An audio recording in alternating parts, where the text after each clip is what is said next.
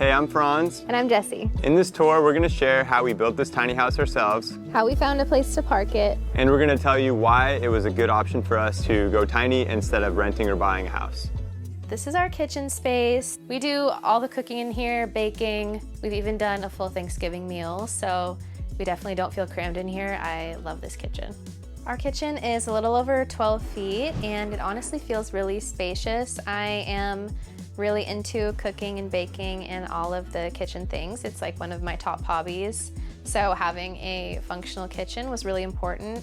And compared to apartments and other places that I've lived, this is by far my favorite kitchen that I've ever cooked in. I don't know if it's just because it's mine or the way we set it up, but I love that I can kind of multitask in here. If I'm doing something over here, I can still flip an egg. So, you know, the small space actually works great. And we have quite a bit of counter space, and we also have a snack bar that is extra counter space too. So it works out really well. The big sink is huge for doing all of the dishes. I would not do a smaller sink for the way that we like things. We opted for this instead of a dishwasher because we wanted more cabinet space. And then having an air fryer, we use that pretty much daily, so that has some good real estate there on the counter. And then we have a 2-burner propane cooktop and a propane oven. Propane cooking, we're definitely not going back. We love it over electric. We chose an oven that was gonna fit a full-size baking sheet because, like I said, I love to bake. We opted for more counter space and to do a 2-burner stove as opposed to a 4-burner because just thinking about our day-to-day life, we very rarely used all 4 burners. And so a big thing is just thinking about your daily habits and what you're actually gonna be utilizing. And I knew that counter space was more important, and so definitely no regrets on that end. When designing and building out the kitchen, we definitely based a lot of things off of the appliance that we thought we were gonna use. My husband definitely eats a good amount, so we wanted to have a good size fridge. We went with an apartment size, which is absolutely perfect. It's got good freezer space, good fridge space, and then we already had this espresso machine, and so it was a non-negotiable for me to have a space for that. And so we built this section knowing that height. We got the Ninja Creamy later and it worked perfectly.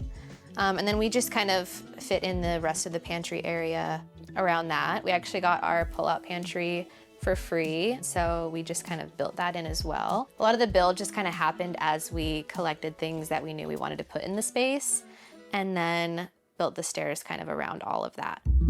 This is our snack bar, so we eat meals here sometimes. It's also a work desk for me when I work from home. It also is just some extra counter space, which is always needed. This was actually something that we planned on from the start. We really wanted something with a nice open window, and since we knew we couldn't fit a traditional dining table, we wanted somewhere that had somewhere that we could share meals. Just a dedicated space that has a lot of natural light and somewhere that we can just sit down and decompress. Overall, our kitchen is amazing. We both cook in here and do meals together, and I love it. There's not much I would change. There's one little building flaw, and that's when you open the oven door, it opens the sliding bathroom door. So we have had an instance where we had a guest over for dinner and I was making brownies and maybe opened the door accidentally when I opened the oven. So when building this tiny house, we had to do a lot of research on something that would work for heating and cooling our house in extreme temperature ranges. So living out in California, in Redding specifically, it can hang out in the summertime at like 115 degrees days on end. So we needed to find something that could do the job, and after a lot of research we found this, the Mr. Cool, and we have not been disappointed. Staying cost effective was something my wife and I really wanted to do in building this tiny house, and hiring an HVAC person wasn't something we really wanted to do if we didn't have to. So we looked into a DIY, and the Mr. Cool was definitely something that was suitable for us. So the fact that the Mr. Cool came with the pre-charged lines was the seller for us. We didn't have to have any professional come out. It was very doable with the YouTube videos online that are provided. Everything was very seamless and just easy. Going this route definitely saved us thousands of dollars. So living in these extreme conditions, using the Mr. Cool, we've actually been able to save a lot of money. We're at this RV park where our neighbors are paying upwards of $300, where we're actually only spending $50 a month. If you're looking to build your own tiny home or heat and cool any room, I would definitely recommend checking out the Mr. Cool. Mr. Cool is a longtime partner of Tiny Home Tours, so to get one or to get more information, go to mrcool.com. Thank you, Mr. Cool, for sponsoring this video. Now let's get back to the tour. This is our living room. This is where we hang out and watch TV. Usually in the evenings, we'll just kind of settle down in here, have dinner in here. I really like it. It's, you know, I hang my surfboard. I like looking at that. I have some pictures that I've taken on the wall. So the dimensions of this house, it's 30 feet long, 8.5 feet wide, and on the high side, it's 11 feet tall. The reason why we chose our dimensions, we actually put a lot of thought into it. We kind of went room by room and did a bunch of layouts and decided we need this much space because of maybe this couch. And then we needed this much space because of these appliances, this sink, and this much counter space. We landed on 30 feet because that was honestly about as small as we could go and still feel like we were living comfortably. And then this living room is about 7 foot by 7 foot. It's 6'8" high. That was one of the pluses about building it myself, was I got to give it high ceilings. So tall ceilings for a tall person. We have this pretty cool couch. It has some storage in it, and it even has a pull-out bed, so we can have guests come sleep here. Yeah, so the living room I love. Like, I wouldn't change anything about it. I love how it's at the end of the house. It's kind of tucked away back here. You have this nice window. It's a good little nook to kind of just enjoy and come home and relax. When we first started dating, I thought I was gonna live in just a traditional home with like a white picket fence. And he was like, I think I just wanna live with like a backpack and just go roam. And we didn't really know how that was gonna work out. And God knew, and the tiny house ended up being the perfect merge between our two lifestyles, and we both couldn't love it more. I think you realized how much you love just like the little bit more nomad life, and I actually realized that I like a little more security than I thought too. And we brought out both the sides in each other, and the tiny home is the perfect landing spot. Yep. We built instead of bought. I think the process just worked for us because the freedom that comes with not having a mortgage or a loan payment is amazing.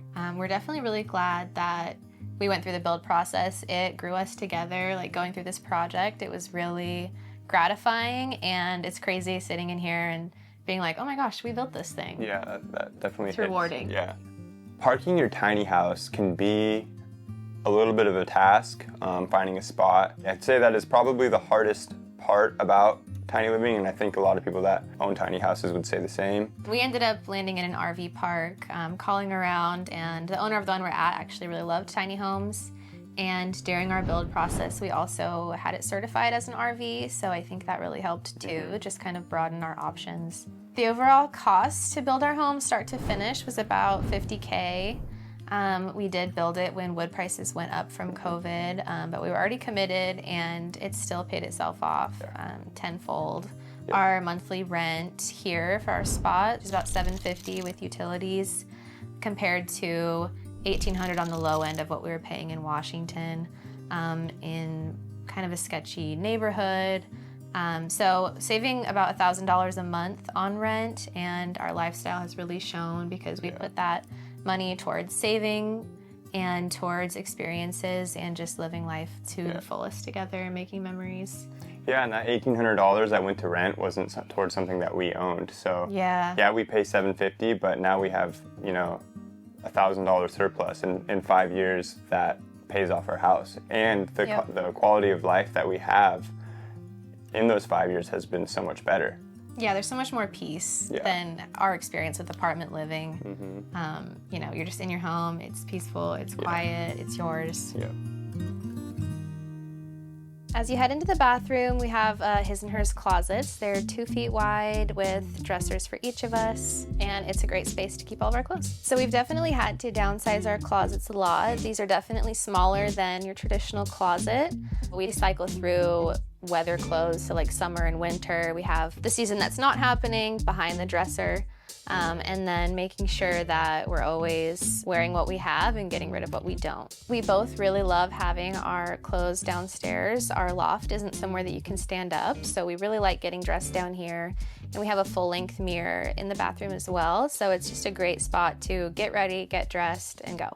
So this is the bathroom. It's the same as the living room, so it's 7 by 7, and I'm really glad we left a good amount of space in here.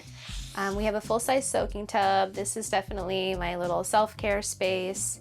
We have a washer dryer combo, which is really nice, not having to switch loads, and it saves a ton of space. I really like the placement of our washer dryer combo because when clothes are clean, we can fold and put them away right next door where the closets are. So I actually like the functionality of it a lot better than other ones that I've lived in. We have a regular toilet, floating shelves for storage again. I love that our bathroom is very just clean and open, windows on either side and white walls I think helped it feel bigger, and it feels like a nice peaceful space to get ready, come decompress after a long day and just feel good. So this is our master suite. We have a king size bed. The ceiling height is, I want to say, 3 foot on one side and then 4.5 on the other. Since we do most of our living downstairs, our bedroom is just a cozy sleeping space that at the end of the day you just crawl up there and yeah, go to sleep and then, come downstairs. You don't really go back up. I actually love this bedroom. I've never owned a king size bed until I lived in the tiny house, and it fits the king size bed, so for sleeping it is so good. Across the tiny house we have another loft. We can sleep people up there. We slept 2 people up there before. Right now it is just being used as storage. It is nice having that little bit of extra space to kind of do what you want.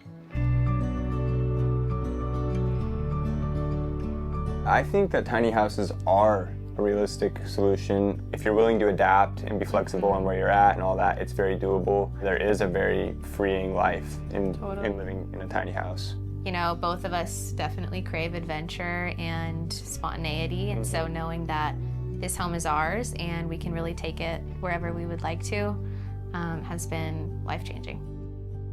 Thanks for checking out our tiny house. If you want to keep up with us, follow socials at Jessi Mastrude.